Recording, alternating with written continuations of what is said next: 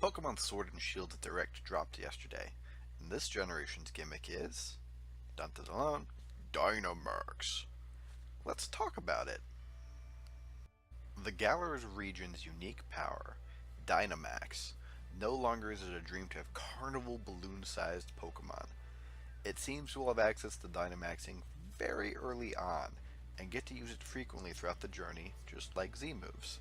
As long as they don't allow us to just smash through the game, I'll be excited to use them on all of my Pokemon at some time.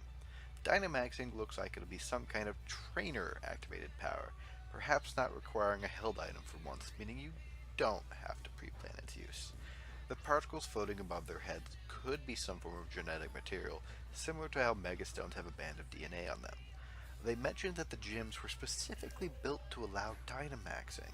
It's possible that inside of a town's Dynamaxing is not allowed, which makes sense to me, so we might actually only get to use it in critical battles, ones that our opponents will Dynamax against us, as well as the wild raid fight encounters.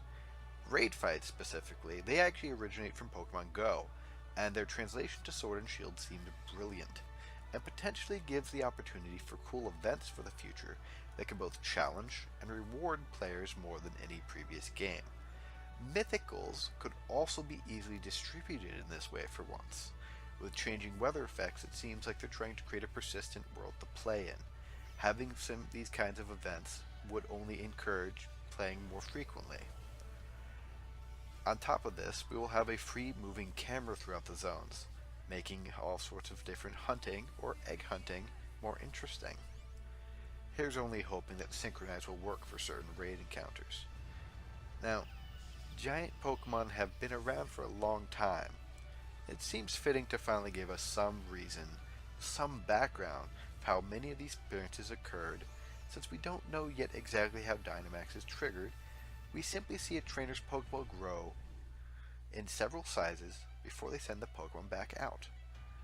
Dynamaxing might just be the modern name and utilization of a natural phenomenon. Dynamax isn't just a stat increase. As they stated, all the moves would be upgraded to new max forms. Dynamax seems to be some form of combination of Mega Evolution and Z moves.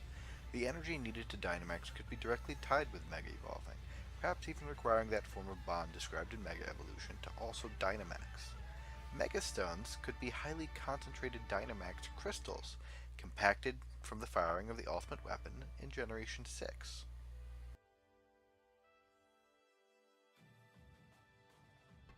Gigantic Dragonite is no longer just an old memory.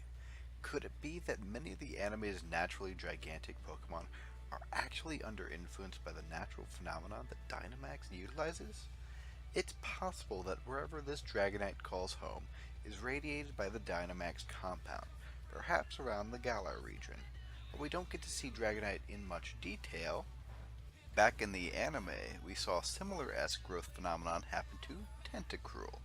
While we've seen evolution out of anger before, combined with the contents of the barrel, it created a truly kaiju-tiered Tentacruel, and we got to see it full up close in person as it destroyed the city. It eventually pierced out and went back into the water, and we haven't seen it since. The effects of the transformation might have worn out if it was Dynamax, or it might be permanent at such a dosage and timing. Pokemon that evolve around Dynamax could possibly take in and retain the gigantism granted by this natural phenomenon. Ancient Pokemon were also gigantic, meaning the phenomenon has been around for a long time, while the Gengar, Alakazam, and Jigglypuff might be slightly different in appearance. Their size could be due to normal exposure to the Dynamax natural substance.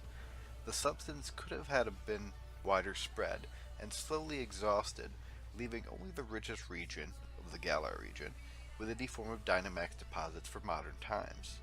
From a gameplay perspective, Dynamax Pokemon does a lot for the game by giving the player greater choice, meaning I can choose to have Wooloo on my team in one playthrough and then Corviknight the next, without having a specific mechanic that discourages not using specific Pokemon. Since this solves many issues of the Megas, because instead of drastically changing the appearance of a Pokemon, it's merely the size of the Pokemon.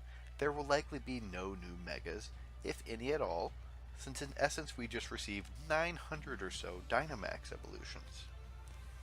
Now, unfortunately, there is the problem of power creep. It seems since Generation 6 that they want a special battle power increase gimmick for each generation. Mega Evolution in the Kalos region, Z-moves in Alola, and Dynamaxing in Galar. Assuming that they don't restrict these features, meaning that they're still going to all be available in Generation 8, we're looking at a competitive where Pokemon wielding each of these powers will exist. While individually they're very interesting, altogether they start to be overwhelming and restrict team building significantly. Having a game where your initial turn leads with one Pokemon Dynamaxing, one Pokemon Mega Evolving, possibly a Z-move being used, all at the same time, really starts to make competitive a lot less interesting. I'm looking forward to the future regardless, and I'm sure competitive will somehow survive, despite being shaken up. Part of the point of a new generation is to shake up everything. So hopefully, I will see you all in Galar.